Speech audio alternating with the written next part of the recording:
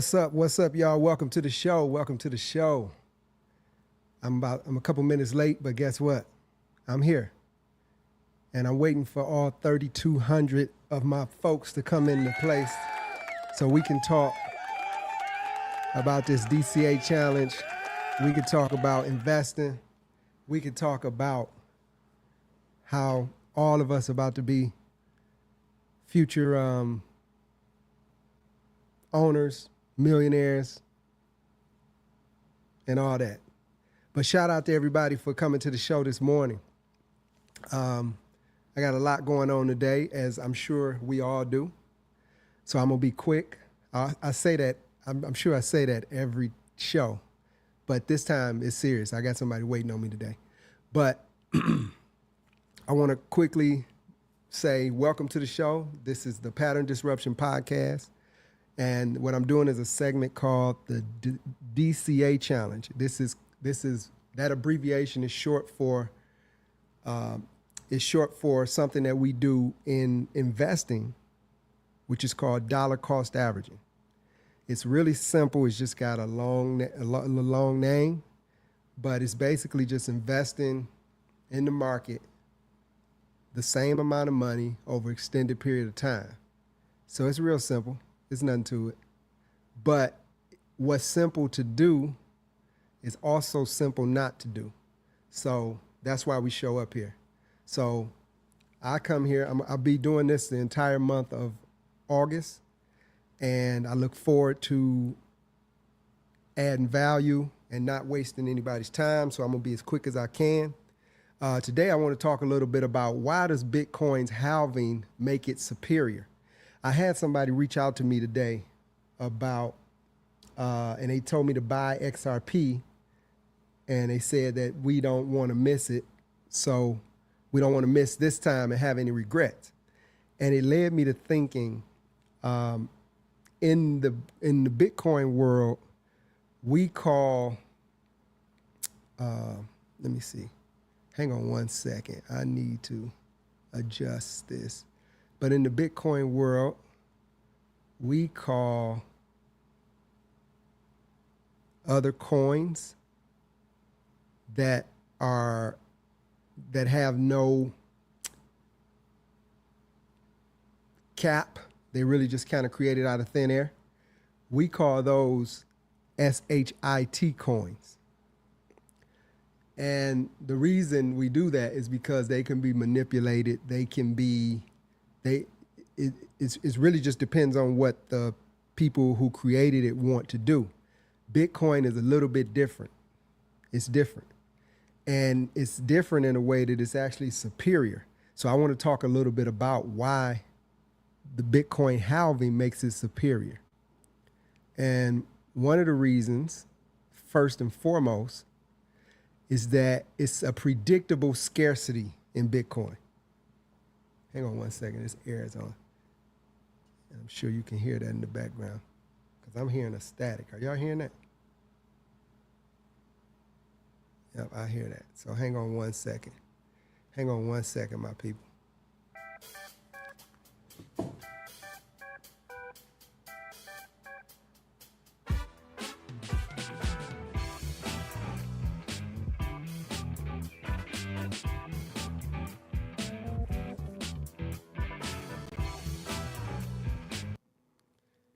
Okay, I'm back. Yeah, it somewhat went away. But yeah, so it's a predictable scarcity in Bitcoin that's not in any other crypto. And it's kind of complex. So I'm going to try to explain it. I had to go to AI to really ask them the best way to explain it to somebody that's new to crypto. But basically, there's only 21 million Bitcoin that'll ever be mined. If you look at any other of these other crypto coins, they don't have a cap. They say, I'm not gonna say they don't have a cap. They do, because they have a market cap which can tell you what they're worth and at any given time, and that's based on how many. But Bitcoin has something written in the code that predicts the scarcity of it. So what happened was when it was created in '09, what Satoshi Nakamoto did was he made the reward for mining a Bitcoin. He made it 50 Bitcoins that any miner would get for every time they mined and brought a new Bitcoin block to existence. So it's hard coded, so there will only be 21 million. And the way he did it was every 4 years, there'll be a predictable amount of Bitcoin unleashed until year 2140. So the last Bitcoin won't be mined until 2140. And we've had 4 halvings since Bitcoin came into existence. And I'm going to tell you the dates of those halvings. And if you pay attention, so in 2009, miners earned 50 Bitcoin per block. What is a block? A block is, I'm going to tell you what a block is. Hang on. A block is simply the number that tells you how many blocks have been added to a Bitcoin blockchain since the very first Genesis block. So the Genesis block was the first block that was ever mined, right? That's considered page 1. I know this is kind of complex, but I'm just trying to explain why Bitcoin is different. So in 2009, there were, if you brought a Bitcoin to existence, you got 50 Bitcoin for doing it. If you look at what Bitcoin are today, that's $5 million or something that you got to do it back then. But you didn't get it then because it wasn't worth that then. But long as you knew that the scarcity would make the value go up, you would just hold on to it and you knew what you were getting. And see, that's the problem with all these other different coins. So in 2009, miners earned 50 Bitcoin per block. In 2012, it dropped to 25 Bitcoin per block. In 2016, it dropped to 12.5 Bitcoin per block. And in 2020, you got 6.25 Bitcoin per block. And last year in April, we had the last halving that we had was last year in 2024, and it was in April. And you got 3 Bitcoin per block. So in 2028, will be the next halving, and you'll get 1.5 Bitcoin, right? But in 2028, Bitcoin will probably be 500,000 per. So you're getting over $1 million for doing it. This is what makes Bitcoin different from other coins. So people ask me, why are you just focusing on one coin? It's not that I'm just focusing on one coin. Bitcoin has a limited supply. All these other coins, there is no limit to how many they can bring. It's just what they want to do. Satoshi wrote this in the code that there's only 21 million and we have 19 million that are already here. So the longer the time goes by, the more valuable these will get. That's why I'm coming here and doing a call to action and kind of trying to get my people, my tribe, to pay attention to Bitcoin. You can make money in you can go in the stock market and make money. You can go and play the lottery and possibly make money. But you can only get Bitcoin for a limited period of time. So that makes it different. Just because it's only a limited period of time that they're going to even offer it. It's not going to even be possible. So that's why I'm doing a call to action. That's why I'm spending my time and my days sharing this stuff. It's not because I don't have anything better to do. I'm actually doing God's work right now for my people. And it may seem like that's a lofty thing to say, but you'll understand later. So if I was doing this in 2009, when Bitcoin, you could get 1,000 Bitcoin for $1, and then Fast forward to 2025, y'all would say he was doing God's work. Well, I'm doing it now. Now time has to go by, but it's going to be less time because of compounding. So the same thing that happened over 16 years is going to happen in much shorter period of time. So the way it took 16 years for Bitcoin to become 125,000, in another year, it'll more than likely double what it did in 16 years because of the institutional investments, because of the institutions, because of retail investors like us. It's going to change the game. So this is different. People are going to tell you to invest in this, invest in that. And I'm not telling you invest in Bitcoin. What I'm saying is, whatever your strategy is, whether it's real estate, whether it's stocks, whether it's working, whatever it is, this is just another additional strategy. And you can just dollar cost average into it. You don't have to come up with 125,000.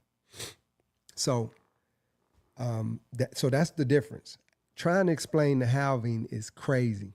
You know, me reading it, I still don't understand it. So what I did was I had AI give me a simpler. I asked them, I said, give me a 5th grade understanding of what the halving is. And let me tell you what they said. But it may help you understand it better. Let me see. Okay. So imagine there's a giant candy jar with 21 million pieces of candy inside of it. Every 10 minutes, a candy making machine gives some candy to the people who help run it. But here's the twist. Every 4 years, the machine cuts the candy reward in half. So instead of giving out 50 pieces every 10 minutes, it gives 25, then 12.5, and so on. This makes candy, Bitcoin, more rare over time. Since there will never be more than 21 million pieces, the candy people already have the candy people already have becomes more valuable. So let me go back and say that again. This makes candy more rare over time. And since there will never be more than 21 pieces, the candy people already have becomes more valuable. And because new candy is harder to get. So by 2040, the machine will stop making candy completely. After that, the only way to get some is to trade with someone who already has it. That's how Satoshi Nakamoto set this up. It's a genius way of doing it, and it's totally different from any other coin. So when I tell you that when I come in talking about Bitcoin and not a variety of different coins, the other coins are kind of like going to the casino unless they have some type of utility. Now, XRP, they say has utility. The banks will adopt it at some point. I'm not sure about that. I can't speak on that. That's what it's said. I haven't did enough studies on it because as soon as I found out the way Bitcoin's base layer was set up, I said, okay, I gotta hone in on this one because time is of the essence. So to explain that analogy one more time, imagine there's a giant candy jar with 21 million pieces of candy inside of it. Every 10 minutes, a candy making machine gives some candy to the people who help run it. But here's the twist. Every 4 years, the machine cuts the candy reward in half. So instead of giving out 50 pieces every 10 minutes, it gives 25, then 12.5, and so on. This makes candy more rare over time. Since there will never be more than 21 million pieces, the candy people already have becomes more valuable because new candy is harder to get. And by the year 2140, the machine will stop making candy completely. After that, the only way to get some is to trade with someone who already has it. So what Satoshi did was he created a situation kind of like, so let's talk about like the painter Van Gogh. There'll never be another Van Gogh painting created because he passed on. While he was here, he actually did some writings where nobody valued his paintings. He actually contemplated suicide a few times because he said that it's a shame. I read some of his writings before, that's why I know. But it was just a shame that nobody sees the value in what he's doing, and they didn't.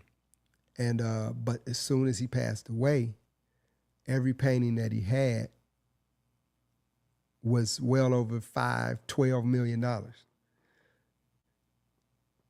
So as Bitcoin gets as we get closer to actually literally not this halving, but the next halving, it's going to be crazy. It's going to be a mad dash for it because of the way Satoshi set it up. It'll be like Van Gogh paintings because there won't be any more. So with that being said, the halving makes Bitcoin, it puts it in an entirely different category. So I'm not saying don't invest because I invest in XRP, I invest in other coins. I'm not saying don't invest. What I'm saying is you'll always have time to invest in crypto, but you have a limited time to invest in Bitcoin. And that's pretty much what I got to say for today.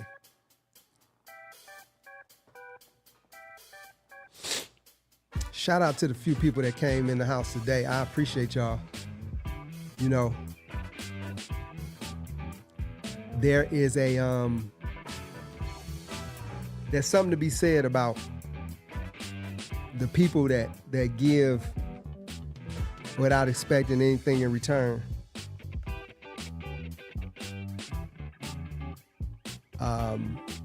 I don't expect anything other than God's grace for what I do.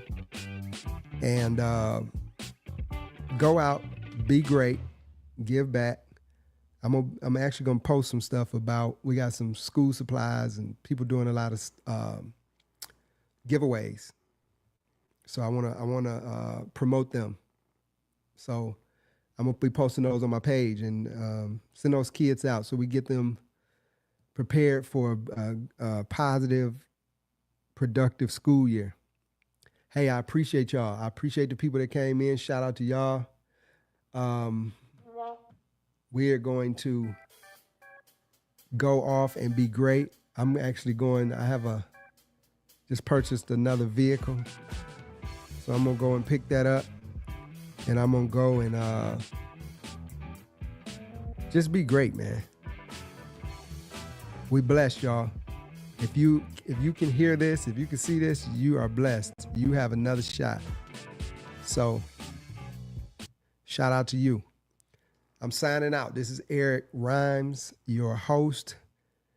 Please go to Pattern Disruption Podcast and subscribe, like, share. And don't forget that every day this month, 12 p.m., at some point, I will be on your screen, on your social media, Facebook Live. I'm also on YouTube streaming live. So if you can't do Facebook, I'm on YouTube at Pattern Disruption Podcast. But every day this month, we are dollar cost averaging. So I'm about to go and buy 25. I'll post invest $25 into Bitcoin. And I'll post those receipts in my story. And I'll holler at y'all. I appreciate y'all. Go out, be blessed, and keep disrupting. Peace.